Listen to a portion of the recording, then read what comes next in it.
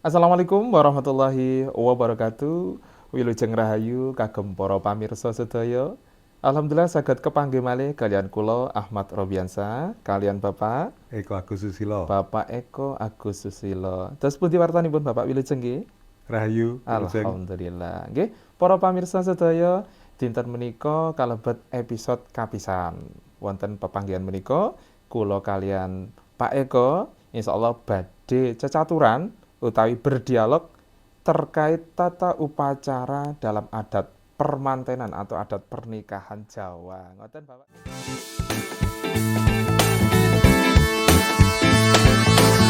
Communication yang lebih baik dan bisa bersaing di masa depan. Wah,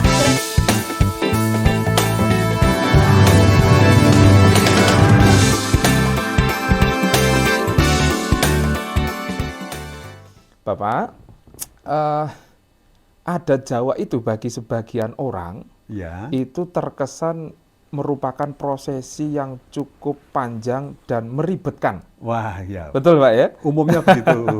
Gitu ya Pak ya?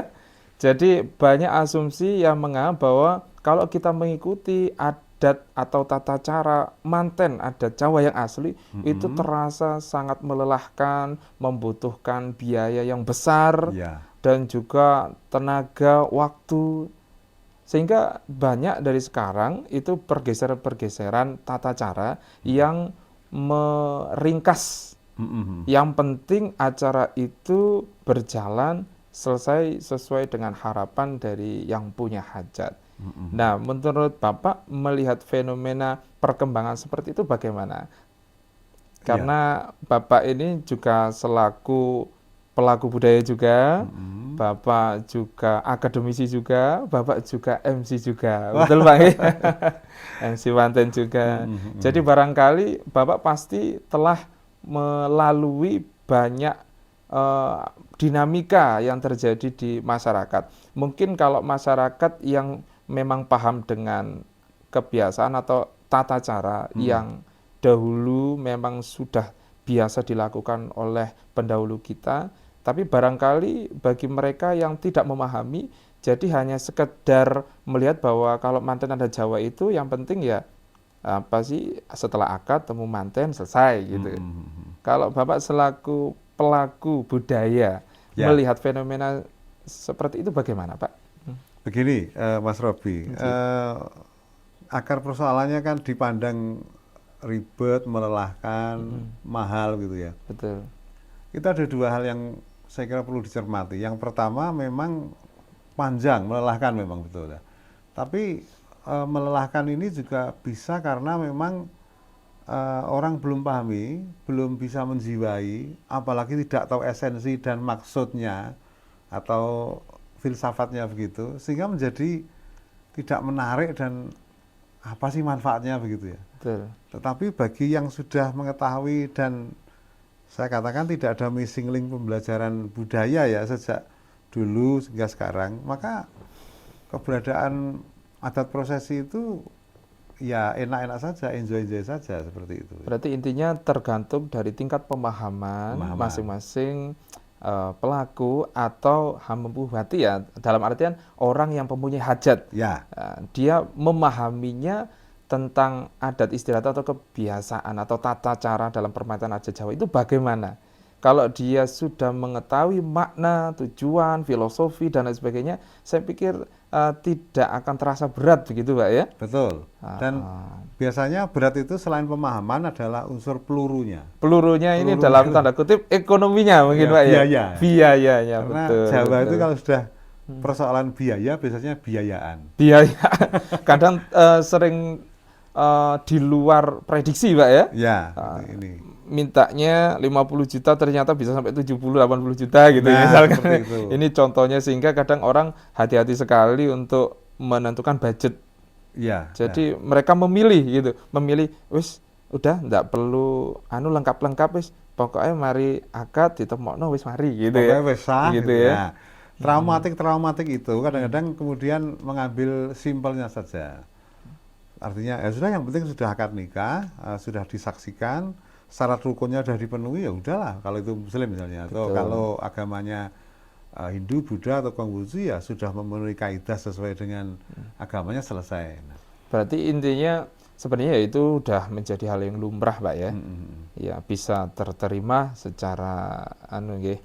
Maksudnya itu tergantung kepada pilihan masing-masing, maukah mengikuti adat istiadat yang memang memiliki makna dan nilai filosofis yang tinggi, diruntut, dipelajari, kemudian dilakukan, Ya, atau memang berdasarkan karena kekuatan ekonominya seberapa, akhirnya kita memilih untuk melakukan ritual atau prosesi yang mana gitu. jadi ada titik kompromi Nah, ada titik komprominya gitu. karena pemahaman yang level yang tertentu atau titik komprominya karena biaya. Nah, saya kira kalau dua-duanya bisa dipenuhi ya enjoy-enjoy saja, nggak ada masalah. Betul. Karena budaya itu kan cipta karsa rasa manusia di tempat tertentu, tanda petik kalau menurut Profesor Kunchoronirat di waktu tertentu. Waktu tertentu itu ada tempat, situasi, logus gitu ya, yang membuat budaya itu dinamis. Dinamis. Ya, kata kuncinya itu, Pak ya. Iya. Dinamis, betul. Sehingga kalau yang tidak saja dibatasi karena ekonomi dan pemahaman, kalau memang itu semuanya sudah terjawab, semuanya secara holistik luar biasa budaya itu. Orang bukan sekedar ketemu laki perempuan dinikahkan terus disekseni sah, tidak cukup itu saja, tapi ada satu holistik ya, yang utuh ya. Karena memang ya prosesinya juga oke. Kemudian belum lagi beberapa pasren-pasrennya itu memberikan sebuah edukasi. Lah, persoalannya kan antara yang mengedukasi dengan yang diedukasi. Masyarakatnya ini juga harus sama-sama paham. Tugasnya siapa? Tugasnya semuanya, saya kira. Tugasnya semua, betul. Iya. Misalnya kenapa harus ada tuan di dalam Wiworo itu? Kok jenis tuannya itu sekian banyak? Kenapa kok tidak jenisnya yang sedikit saja supaya murah? Betul. Nah, ini bukan persoalan murah atau mahal, tapi persoalan keutuhan dari sebuah pemahaman. Ternyata juga banyak yang setelah kalau godhong opo-opo itu menggambarkan bahwa kalau orang punya hajat akan menghadapi orang dengan berbagai karakter, sehingga ada simbol godhong opo-opo. Godhong waringin misalnya, yang punya hajat harus menyejukkan. Ini kan bukan perkara yang mudah ya. Betul. Ada sebuah learning process. Ada pembelajaran di mana orang sebelum menikahkan putra-putrinya itu perlu masuk ke wilayah edukasi. Tidak mudah loh, bukan persoalan punya uang dan bisa menyajikan suguhan saja. Betul. Tapi ada soft skill, misalnya harus ramah, harus tahan banting, harus maksudnya itu nanti kan berbagai karakter akan masuk ke persa kita. Nah, itu bisa menghalau semuanya. Betul. Berarti kalau boleh disimpulkan, perhelatan upacara pernikahan adat Jawa itu bukan hanya bermakna dari sisi secara mitologisnya atau secara keyakinannya supaya mantennya ini terhindar dari mara bahaya dan sebagainya, tapi juga di situ ada nilai-nilai bisa dikatakan ajaran, pesan yang baik yang harus digugu atau juga dilakukan, diikuti oleh manten ini. Manten, betul ya? Betul. Selain manten juga ternyata Hamengkugati juga perlu. Keluarga, orang-orang yang datang. Sanak saudara yang datang. Betul. Ini informasinya ini sebenarnya sangat luas sekali, tidak hanya tertuju pada mantennya saja. Ya. Tapi pesan-pesan ini juga kepada semua orang yang terlibat dalam acara itu. Ya. Betul, Pak ya? Itulah keholistikan budaya Jawa. Jadi bukan hanya sekedar masalah mitologi atau mistiknya, bukan gitu ya. Bukan. Apalagi kalau dikaitkan dengan unsur-unsur agama dan lain sebagainya. Saya pikir ini lebih kepada nasihat-nasihat, pembelajaran dan juga tata cara hidup masyarakat Jawa. Betul, Pak ya? Betul. Nah, berkaitan dengan tata cara, Pak ya. Kalau yang saya tahu sejauh ini yang berkembang di masyarakat, itu kan sebelum dinikahkan itu ada namanya prosesi lamaran, gitu Pak ya.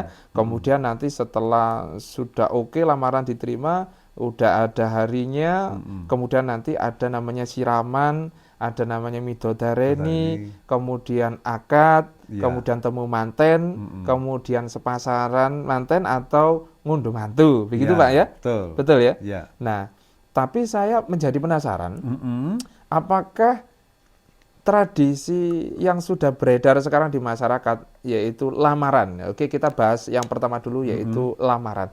Apakah lamaran yang sekarang berkembang di masyarakat yang menjadi lumrah di masyarakat itu sama dengan prosesi lamaran yang asli sesuai dengan adat Jawa? Tata urutnya. Betul. Hmm, Nah, barangkali boleh Bapak jelaskan, monggo. Ya. Nggih. Yang saya melihat unik dan aneh itu di wilayah Malang Raya. Betul.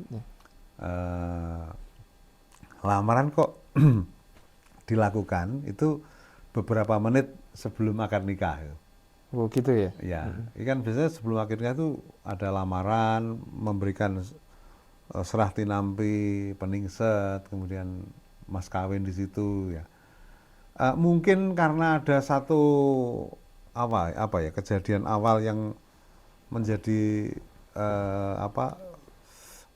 ini ya jurisprudensi begini. Kalau dalam ilmu hukum itu ada kejadian yang memaksa harus begitu awalnya itu sehingga dan itu dilihat oleh mungkin tokoh atau perayanya besar sehingga dianut akhirnya.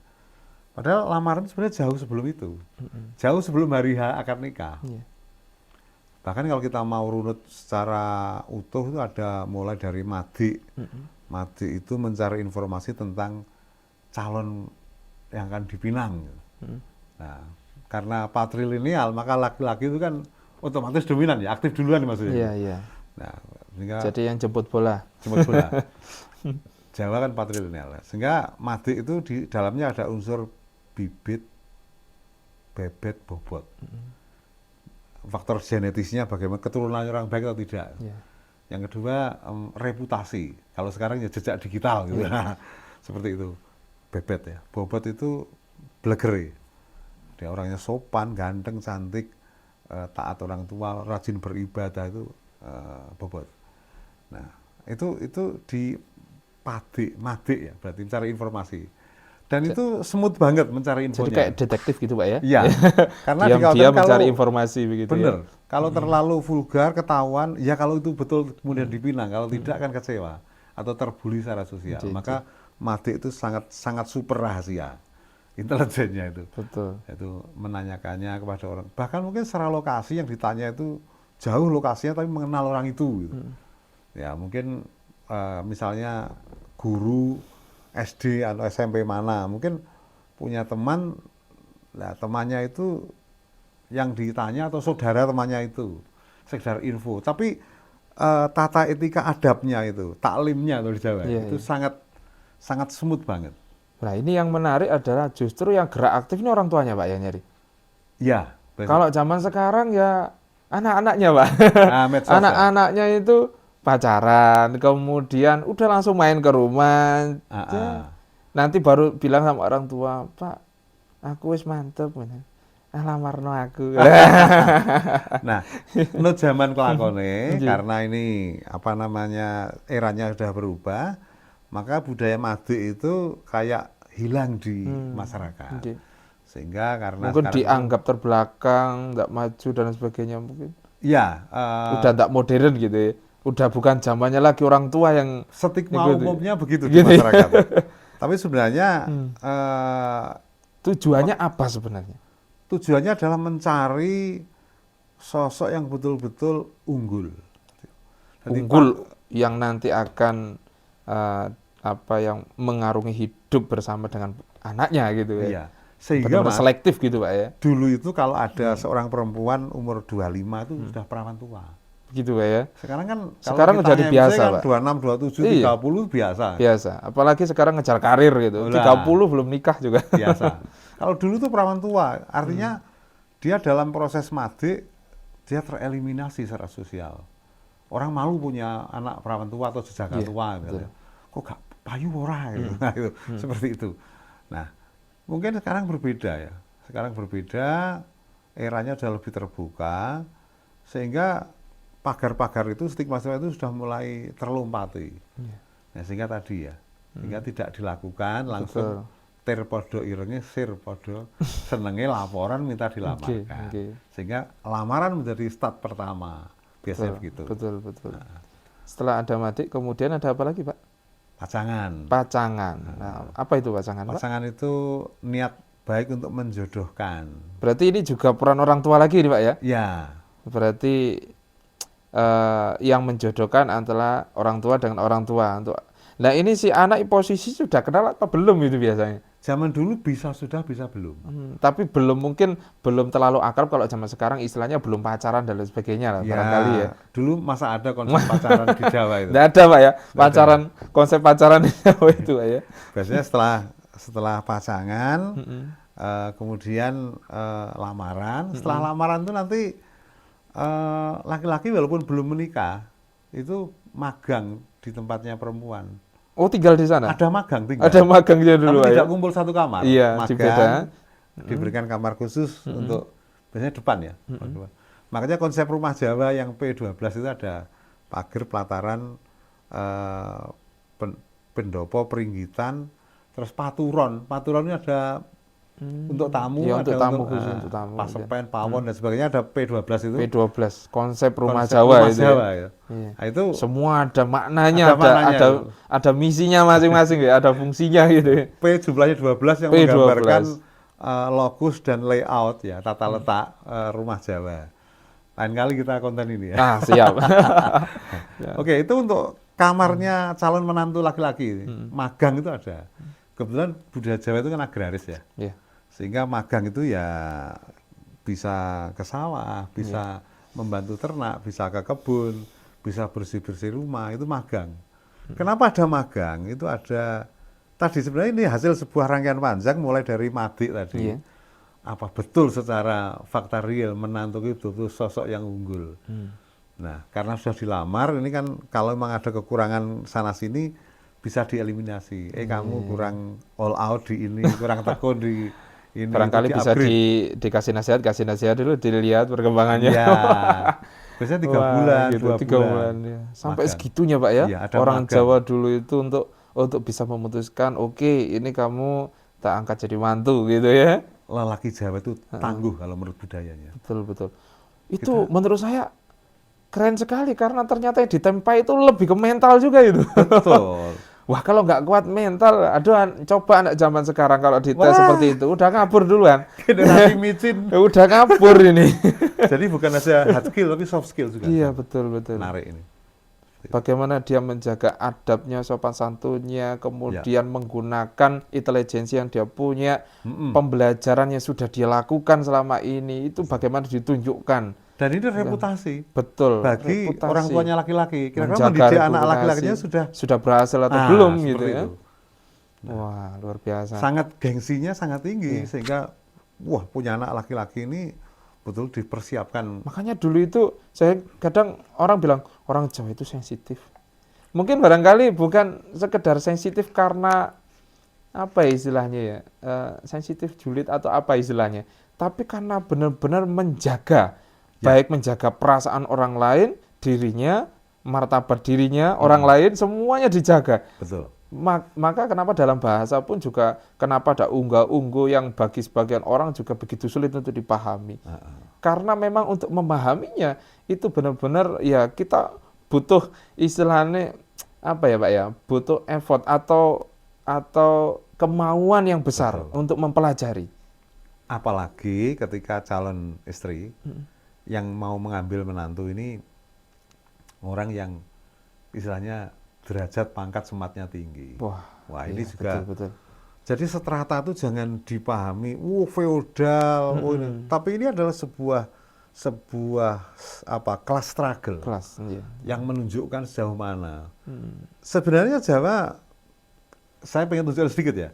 Ada gelar di Jawa itu Raden Nganten. Raden Nganten. Siapakah itu? Itu keturunan raja, masih berarti Sentono kan, tapi dari Selir. Yang menikahi anaknya petani, wong biasa.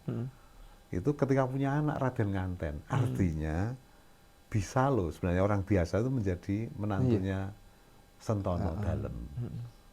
Cuma ya karena passing grade-nya tinggi, struggle-nya juga harus lompatannya kan akselerasi loh sekarang. Iya, betul. Nah seperti itu. Nah jadi nggak ada masalah sebenarnya.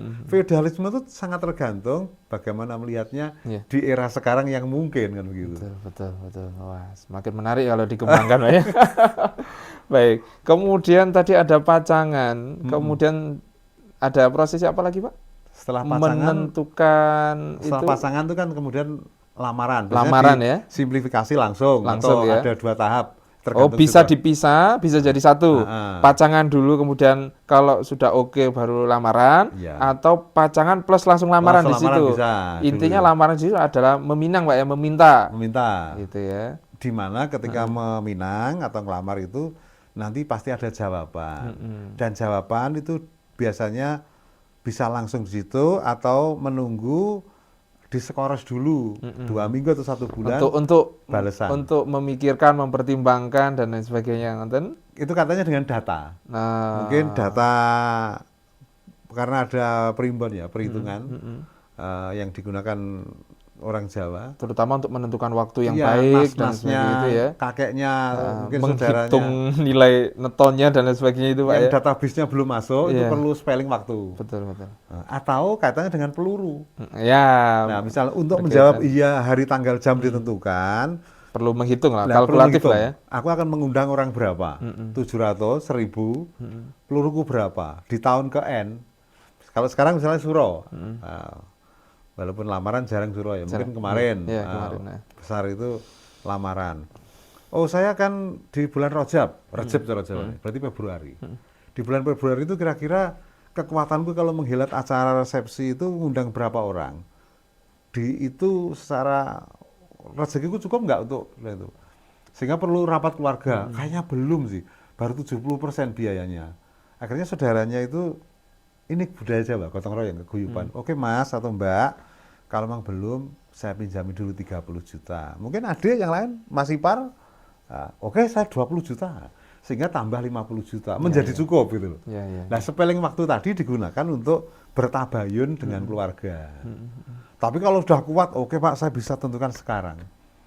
Mau mengundang orang 500, 700, sejuta, 1000 misalnya, saya siap, sekarang bisa berjawaban. Monggo calon kadang besan menghendaki pada bulan berapa. Mungkin Itu, pelurunya sudah nah, sangat cukup. Berarti itu disebut dengan patetan dino itu, Pak ya? Patetan dino, betul. Nah, patetan dino.